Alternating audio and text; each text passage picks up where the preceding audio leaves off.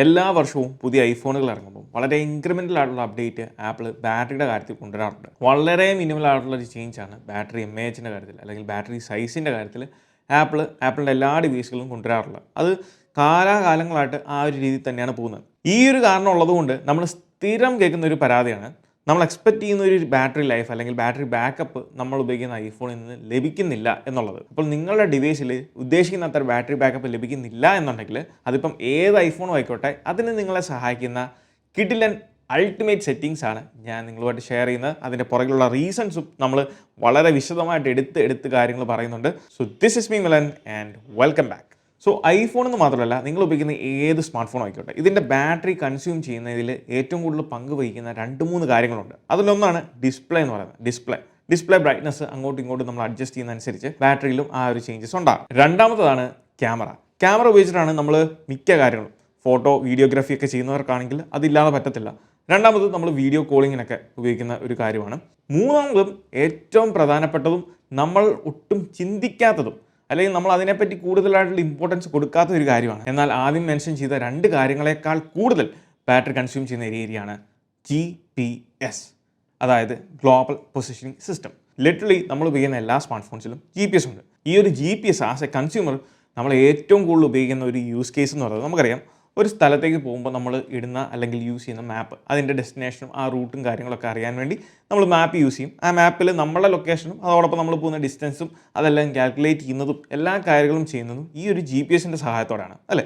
അതുകൊണ്ട് തന്നെ GPS എന്ന് കേൾക്കുമ്പം നമ്മുടെ ചിന്തകളെല്ലാം അങ്ങോട്ടത്തേക്കായിരിക്കും പോകുന്നത്.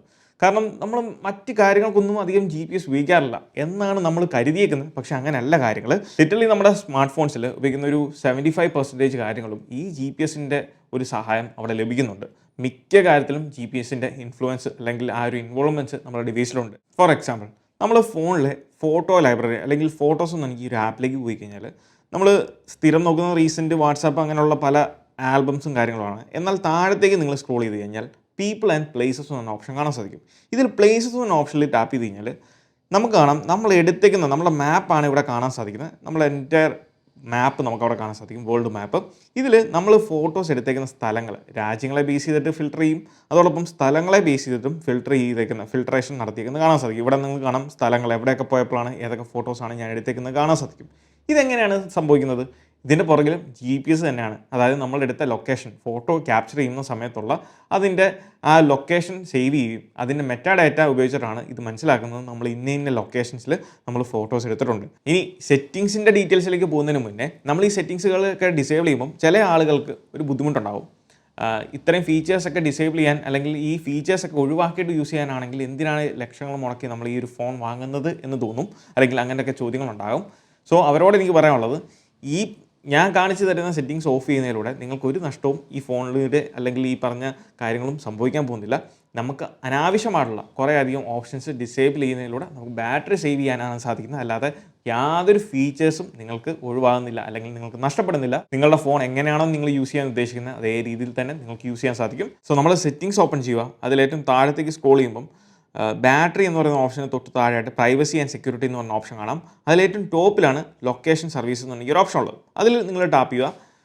അതിൽ ഏറ്റവും താഴെ ഈ ലൊക്കേഷൻ സർവീസസ് ഒരിക്കലും ഞാൻ ഡിസേബിൾ ചെയ്യാൻ പറയത്തില്ല. കാരണം നമുക്ക് ഫൈൻഡ് മൈ പോലുള്ള ഫീച്ചേഴ്സൊക്കെ നമുക്ക് വർക്ക് ആണെന്നുണ്ടെങ്കിൽ ലൊക്കേഷൻ സർവീസസ് വേണം. അത് ഉപയോഗിച്ചിട്ടാണ് നമ്മൾ ലാസ്റ്റ് നോൺ ലൊക്കേഷനും കാര്യങ്ങളൊക്കെ കണ്ടുപിടിക്കുന്നത്. സോ അത് നിങ്ങൾ ഡിസേബിൾ ചെയ്യേണ്ട ആവശ്യമില്ല.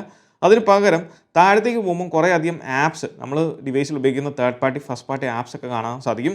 ഇതിലാണ് ഞാൻ പറഞ്ഞ ക്യാമറയുടെ ഓപ്ഷനിൽ പോകുമ്പോൾ നമ്മൾ എടുക്കുന്ന ഫോട്ടോയുടെ മെറ്റാ ഡാറ്റ നമ്മുടെ ലൊക്കേഷൻ വെച്ചിട്ട് ഐഡൻറ്റിഫൈ ചെയ്യുന്ന ഓപ്ഷൻ വർക്ക് ചെയ്യുന്നത് ഈ ഒരു ഓപ്ഷനകത്താണ്. നിങ്ങൾ അലോ വൈൽ യൂസിങ് എന്ന ഓപ്ഷനാണ് കൊടുത്തേക്കുന്നതെങ്കിൽ അതോടൊപ്പം പ്രിസൈസ് ലൊക്കേഷനും കൊടുത്തിട്ടുണ്ടെങ്കിൽ നിങ്ങൾക്ക് ഡിവൈസ് നിങ്ങൾ ഫോട്ടോ എടുക്കുന്ന ആ ലൊക്കേഷൻ കൃത്യമായിട്ട് സ്പോട്ട് ചെയ്യുന്നതായിരിക്കും. സോ അങ്ങനെയുള്ള കാര്യങ്ങൾക്ക് എന്തെങ്കിലും ചേഞ്ചസ് ഒക്കെ വരുത്തണം എന്നുണ്ടെങ്കിൽ നിങ്ങൾക്ക് ഇതിൽ അങ്ങോട്ടും ഇങ്ങോട്ടും ഓപ്ഷൻസ് മാറ്റി നിങ്ങൾക്ക് കാര്യങ്ങൾ അഡ്ജസ്റ്റ് ചെയ്യാവുന്നതാണ്. എന്നാൽ ഇതിൽ ഏറ്റവും താഴെയാണ് നമ്മളുടെ ഓപ്ഷൻ, അതാണ് സിസ്റ്റം സർവീസസ് എന്ന്. ഈ ഒരു ഓപ്ഷനകത്താണ് നമുക്ക് അനാവശ്യമായിട്ടുള്ള കുറേ അധികം സെറ്റിങ്സ് ഉള്ളത്. അത് നമുക്ക് ഡിസേബിൾ ചെയ്യാൻ പോകുന്നതും. ഇതിൽ ഒന്നാമത്തെ option alerts and short cut automation ആണ്.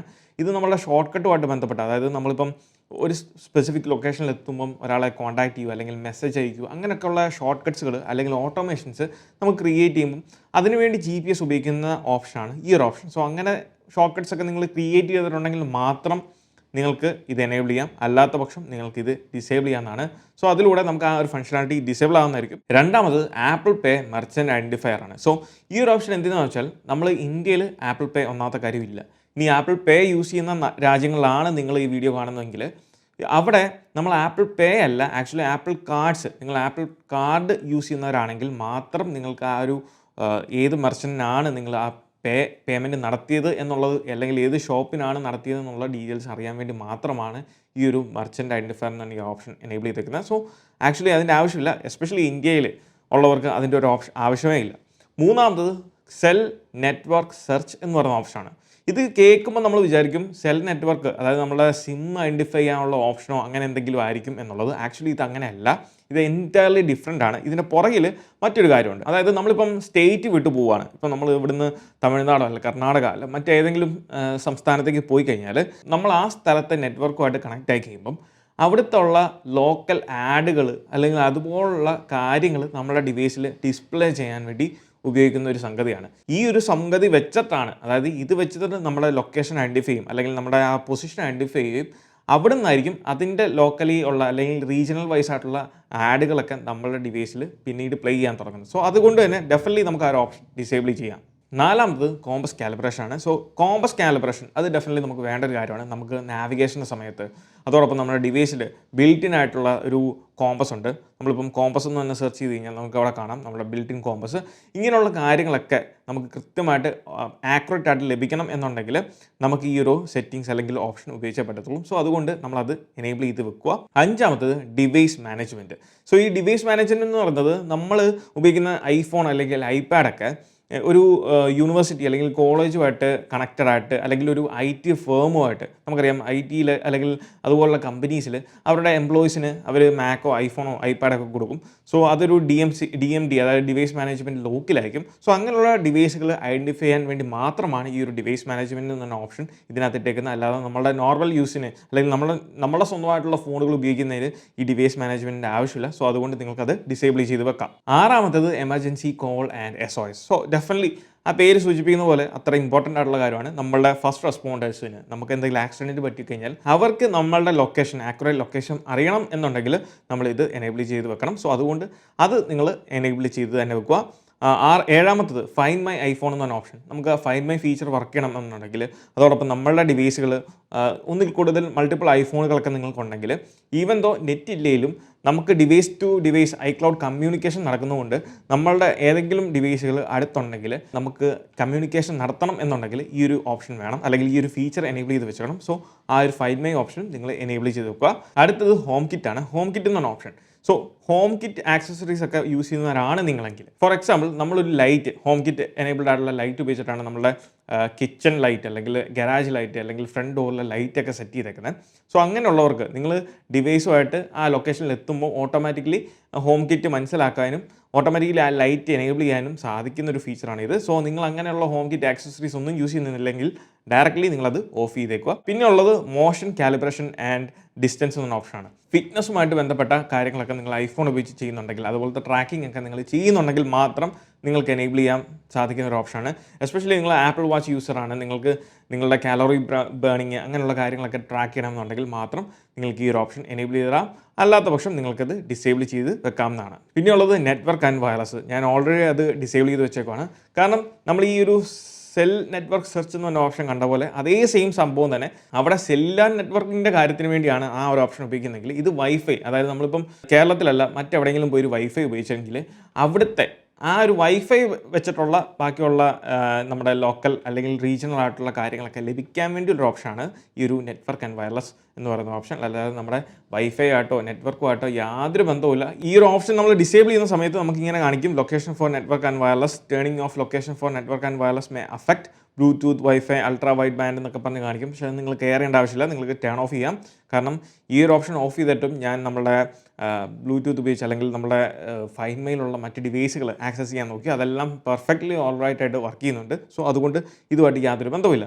പിന്നെയുള്ള സാറ്റലൈറ്റ് കമ്മ്യൂണിക്കേഷനാണ്. നമുക്ക് ഇന്ത്യയിൽ ആ ഒരു ഓപ്ഷൻ ഇല്ല, ആപ്പിളിൻ്റെ സാറ്റലൈറ്റ് ഫീച്ചേഴ്സ് ഒന്നും ഇല്ല. സോ അമേരിക്കയിലോ കാനഡയിലൊക്കെ ഉള്ളവർക്കാണെങ്കിൽ നിങ്ങൾക്ക് അത് ഉപയോഗിക്കാം, അല്ലാത്ത പക്ഷം നിങ്ങൾക്ക് ഡിസേബിൾ ചെയ്ത് വെക്കാം. Settings, time zones. ഈ ഒരു ടൈം സോൺ സെറ്റിങ്സ് നമ്മൾ കേരളത്തിൽ നിന്ന് നോർത്തിലേക്ക് ഒക്കെ പോകുന്ന അല്ലെങ്കിൽ ഇന്ത്യയിൽ നിന്ന് മറ്റ് വിദേശ രാജ്യങ്ങളിലേക്കൊക്കെ നിങ്ങൾ ഫ്രീക്വൻ്റ്ലി ട്രാവൽ ചെയ്യുന്നവരാണെങ്കിൽ മാത്രം നിങ്ങൾ ആ ഒരു ഓപ്ഷൻ എനേബിൾ ചെയ്ത് വെച്ചാൽ മതി. കാരണം ഈ ടൈം സോൺ എപ്പോഴും ബാക്ക്ഗ്രൗണ്ടിൽ ഇങ്ങനെ ചെക്ക് ചെയ്യാൻ വേണ്ടിയാണ് ഈ ഒരു ഓപ്ഷൻ എനേബിൾ ചെയ്യുന്നത്. സോ അത് നമ്മളിപ്പം സ്ഥിരമായിട്ട് യാത്രയൊന്നും ചെയ്യുന്നില്ല, വല്ലപ്പോഴൊക്കെ യാത്ര ചെയ്യുന്നുണ്ടെങ്കിൽ മാത്രം നിങ്ങൾ ആവശ്യമുള്ളപ്പോൾ മാത്രം ആ ഒരു ടൈം സോൺ നമ്മളുടെ ടൈം ആ സ്ഥലത്തെ ടൈമുമായിട്ട് കറക്റ്റായിട്ട് കാണിക്കാൻ വേണ്ടിയാണ് ഈ ഒരു ഓപ്ഷൻ ഉപയോഗിക്കുന്നത്. സോ നമ്മളങ്ങനെ ഇന്ത്യ വിട്ടൊന്നും പോകുന്നില്ല അല്ലെങ്കിൽ നോർത്തിലേക്കൊന്നും അടുത്ത സമയത്തൊന്നും പോകുന്നില്ല എന്നുണ്ടെങ്കിൽ തീർച്ചയായിട്ടും നിങ്ങൾക്കത് ഡിസേബിൾ ചെയ്ത് വെക്കാം. അങ്ങനെയും നിങ്ങൾക്ക് ബാറ്ററി സേവ് ചെയ്യാൻ സാധിക്കും. പിന്നെ ഷെയർ മൈ ലൊക്കേഷൻ, അത് നിങ്ങൾക്ക് നിങ്ങളുടെ iMessageലൂടെ അല്ലെങ്കിൽ നിങ്ങളുടെ വാട്സാപ്പിലൂടെ നിങ്ങൾക്ക് ലൊക്കേഷനൊക്കെ ഷെയർ ചെയ്യണമെന്നുണ്ടെങ്കിൽ ഡെഫിനറ്റ്ലി ഈ ഒരു ഓപ്ഷൻ എനേബിൾ ചെയ്തേ പറ്റത്തുള്ളൂ.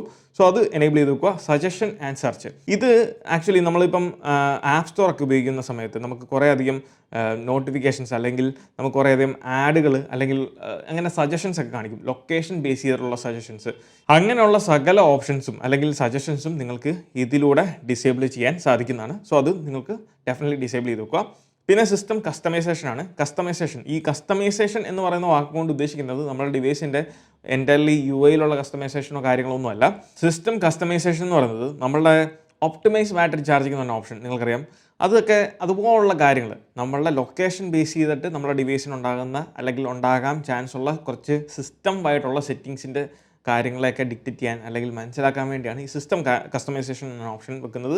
അത് നിങ്ങൾക്ക് എനേബിൾ ചെയ്തിടാം. എസ്പെഷ്യലി നിങ്ങൾ ഒപ്റ്റിമൈസ് ബാറ്ററി ചാർജിങ് പോലുള്ള ഫീച്ചേഴ്സ് ഉപയോഗിക്കുന്നവരാണെങ്കിൽ ഇത് ഡിസേബിൾ ചെയ്തിട്ടാൽ അത് വർക്കാകത്തില്ല. കാരണം നമ്മളുടെ യൂസേജ് അനുസരിച്ച് അല്ലെങ്കിൽ നമ്മുടെ ബിഹേവിയർ അനുസരിച്ച് നമ്മുടെ ഡിവൈസിന് അതിൻ്റെ ഔട്ട്പുട്ട് തരണം എന്നുണ്ടെങ്കിൽ നിങ്ങൾ മസ്റ്റായിട്ടും ഈ ഒരു സിസ്റ്റം കസ്റ്റമൈസേഷൻ എന്ന ഓപ്ഷൻ നിങ്ങൾ എനേബിൾ ചെയ്തിടുക. പിന്നെ അടുത്തത് സിഗ്നിഫിക്കൻറ്റ് ലൊക്കേഷൻസ് എന്ന ഓപ്ഷനാണ്.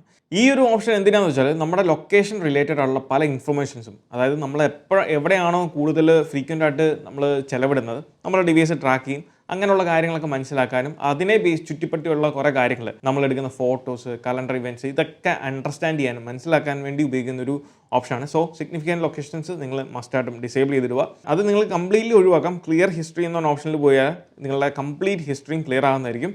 സോ അങ്ങനെ നമുക്കത് സേവ് ചെയ്യാൻ സാധിക്കുന്നതാണ്. പിന്നുള്ളത് പ്രൊഡക്റ്റ് ഇംപ്രൂവ്മെൻറ്റ് എന്ന ഓപ്ഷൻ്റെ അകത്തുള്ള 3 സെറ്റിങ്സ് ആണ്.